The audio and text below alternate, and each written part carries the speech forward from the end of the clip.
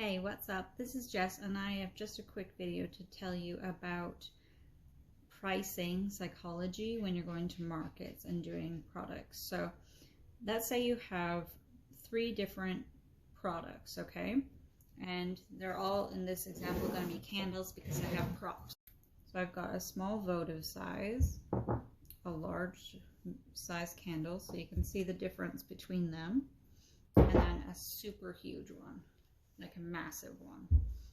Now, I want to sell this size candle and this size candle at my market. So I'm going to list this one as $7, this one as $30. And the point of this candle is to not sell it, but to have it as a price point so that you can sell these ones. So I'm going to list this one at the market as $75. Now, this is going to be my luxury product, okay?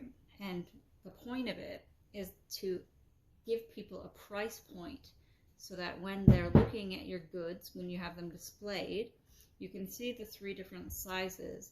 You'll see the small one. This will be for like budget buyers or people that just want something cute, or they might buy multiples of them. And then this is the product you really want to sell, is this one.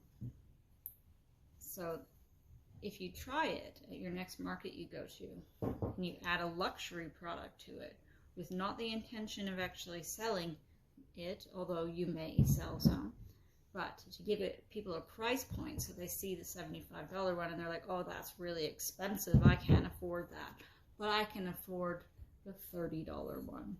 So if you have price products, so if you have one that's a lower price and you notice your higher price products aren't selling, what you need to do is make an even higher priced one, an even more luxury one, and then it will sell the product that you do want. And maybe I only had these 2 at a market and this one sold really well and this one didn't, but I really wanted these ones to sell. So what I do is I introduce a 3rd one that's even more high end, and then this one will sell. It's that simple. Try it, see how it goes for you. See you later.